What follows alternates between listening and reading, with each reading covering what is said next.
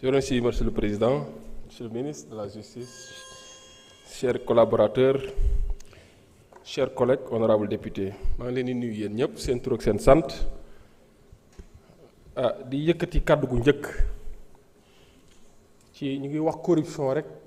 bàyyi xel ñiy takk cravate di sol chemise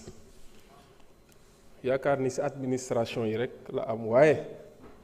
y a toujours des corrupteurs des fois ñu ngi sol bolok sol caaya wala sol grand boubou koo ci fekk mu ngi dox di guuj ñu bàyyi leen xel ñoom tamit foo dajeek ñoom ci administration ñoom di jënti seeni soxla bàyyi la fa yow jànguñu A ni B wala alif lam mim ñu bàyyi ñooñu xel sénégalais xam nañ ñi may wax. beneen angle bi ma bëgg a def sama intervention OFNAC bientôt l'OFNAC va mourir et vivra un autre OFNAC mais li tax OFNAC bii baaxul mooy OFNAC taillé sur mesure la woon dañ ko def ba def ko parquet bis am na ñu ko wax léegi te dafa empiété ci fonctionnement wu sax pôle judiciaire financier boo xoolee pôle judiciaire lu bari mënu ciy liggéey parce que compétence yu OFNAC am na ñu wax garde à vue autorité administrative indépendante bu ñu demee ba mën a statuer sur la liberté de quelqu'un c'est un problème ma fàttali ne fan yii passé conseil constitutionnel wax na ne li tax règlement intérieur assemblée nationale mu am ay dispositions yu amoon ay problème parce que dañoo demoon ba jox ko mu mën a statuer sur la liberté d'un citoyen sénégalais pour mën a ñëw di comparaître ñu ne au nom de la séparation des pouvoirs assemblée nationale wala le président de l'assemblée ne peut pas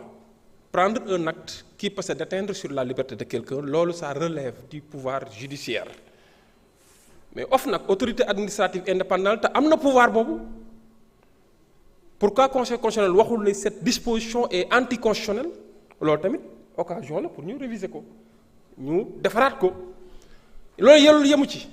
xam nga en matière d'enrichissement illicite même bu pôle judiciaire boo fa demee porter fa plainte OFNAC bu ñu demee ba nga xamante ni def nañ ay enquêtes OFNAC mën naa décisir kooku parce que day jàpp ni ci compétence am la loolu tamit c'est un problème te loi bi moo ñëw pour corriger ko mais am na leneen lu ëpp solo médiation pénale mais OFNAC bii da ko mën a def te médiation pénale tel que décrit par le code de procédure pénale c'est au niveau du procureur de la République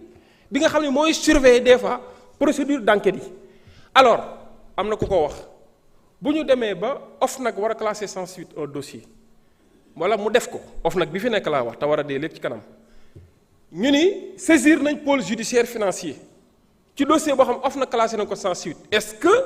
le pôle judiciaire sera lié par la décision de classement sans suite de l'OFNAC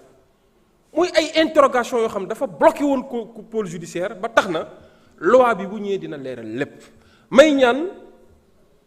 député yi voté ko parce que comme ni ma ko waxee léegi benn loi la bu ñu taillé woon sur mesure jël kenn ku jóge woon ci benn parquet war a dem ci autorité administrative indépendante ñu defal ko mu mel ni parquet la yor mu am possibilité non seulement di dessaisir une juridiction mais di dépouiller substantiellement sax li nga xam ni saisir nañ ko ci par le canal des officiers de police judiciaire ou assimilés ou agents de police judiciaire kon OFNAC bi nga xam ne moo ñëw dina réparer loolu ba pare ñu yemloo ko ci nag ci li nga xam ne moom la autorité administrative indépendante di am bu paree ba def liggéeyam jox ko justice appréciée de la suite à donner pouvoir judiciaire du lu ndaw ci justice du ci dëkk ci démocratie pouvoir judiciaire du lu ndaw ci état de droit pouvoir judiciaire mooy nekk le link entre l'administré et le pouvoir mais également dysfonctionnement bu amee sax moo mën a rétablir l'administré dans sa dignité et dans son honorabilité raison pour laquelle OFNAC bi fi nekk dañoo war a def en sorte que mu dem OFNAC bii di ñëw nga xam ni préoccupation yu bari amoon na ba taxoon na pôle judiciaire financier mënatoo liggéey OFNAC boobu loi boobu répondre na convenablement répondre na efficacement répondre na également ci attentes yi ñu am pour ñiy lutter contre la corruption ak les pratiques assimilées ainsi que l'enrichissement illicite ba tax na may ñaan yàlla ñëpp voté ko comme ça bu ñu ko voté incha allahu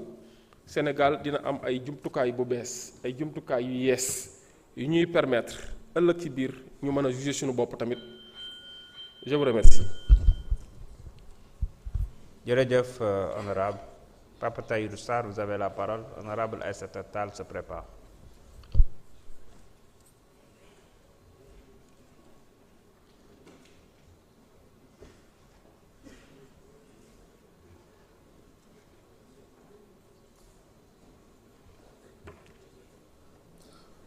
Assalamu alaikum wa rahmatullahi ta'ala wa barakatuh. Monsieur le Président, Monsieur le Ministre, chers collègues.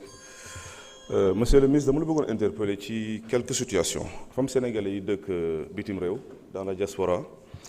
dañu am problème mu état civil parce que dañu ne ba benn moment dañu war a mën a am chance su am carte de séjour foofu noonu te dañuy soxla seen extrait de naissance. Et ñu si bëri dañuy ñëw ba Sénégal après ñu rendre compte que ni seen extrait de naissance dañ ko jaay et finalement dañuy obligé bloqué fii pour ñu ñëw te ñi fa nekk tamit dañu risque tam nekk d'éternel sans papier foofu noonu. nga doon xool loolu la moo si taxawaayu justice beneen bi tamit mooy am na ñoo xam tamit ay sénégalais yi nekk bitim réew dañoo jaay seen certificat de mariage et je pense que loolu justice war na si def benn audit si mairie yi ak ci état civil yi parce que dafa commencé nekk problème bu récurrent te man dañ ma ciy interpellé lu bëri. am na si ñoo xam ne tamit dañoo perte seen diplôme parce que dañuy dem ba war a passé étape supérieure après ñu wax leen ne seen extrait lañ soxla ñu dem fekk seen extrait dañ ko jaay donc finalement dañuy perdre non seulement seen occasion dem évoluer mais aussi tam dañuy perdre tam seen diplôme ci noonu. bi si topp mooy que dama bëggoon xam taxawaayu justice si le fait que ñu nekk Sénégal ñu am tribunal sénégalais juge bi di sénégalais. assesseurs yi sénégalais greffiers yi sénégalais avocats yi sénégalais plaignant bi di sénégalais kenn kese moo dul sénégalais muy étranger bi te moom dañuy porter plainte mais à chaque fois c'est l'étranger qui gagne de la part des juges parce que pour ñoom am nañu pouvoir jox sénégalais bi nga xam ne moo perte kayitam jugement beneen te jugement boobu day indi ay gàllankoor loolu laa bëggoon xam ne taxawaay justice lan la ci te dama lay ci woo dama ciy woote ci cadre jubal ak jubbanti mais je pense que bii option jubbanti lay doon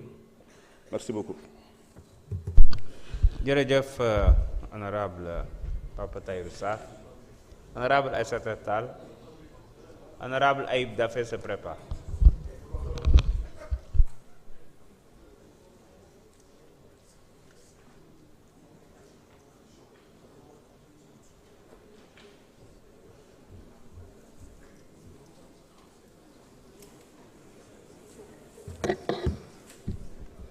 Je vous remercie, Monsieur le Président, Monsieur le Ministre de la Justice, Garde des Sceaux, Monsieur le Président, chers collègues. Le 6 août, Monsieur le Président, en réunion de bureau de l'Assemblée nationale, je vous avais demandé les raisons pour lesquelles le Président de la République nous conviait à une session extraordinaire. Vous m'aviez alors répondu, et vous aviez raison, qu'il avait le droit de ne pas motiver sa convocation. Et nous voilà ici rassemblés pour cette session. Pendant que nous le faisons, mais il faut le dire parce que c'est la vérité, le Sénégal est en désespoir, notre pays est dans l'eau, les gens sont inondés,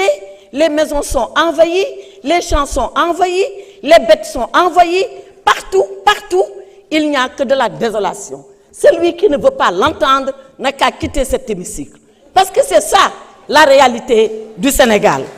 Et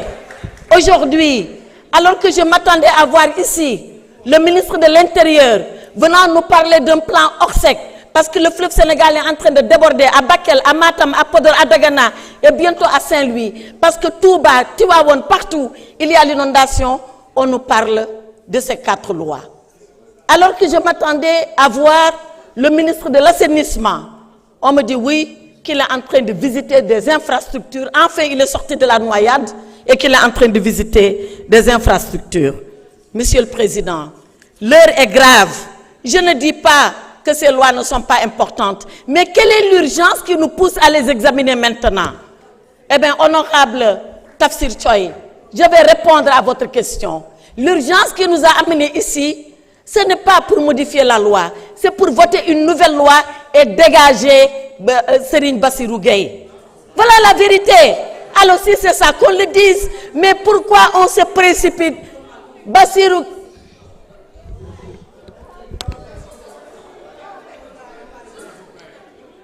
S'il vous plaît, nous continuons déglu. Bassirou Gueye a un mandat de 6 ans. et on a voulu le dégager, comme on veut dégager les institutions, comme on veut dégager la justice, comme on veut dégager le Conseil constitutionnel, comme on veut dégager les institutions, comme on veut dégager l'opposition. Dégager, dégager, dégager, jusqu'au jour où le bon Dieu vous dégagera du Sénégal. Jërëjëf. S'il vous plaît. S'il vous plaît, s'il vous plaît.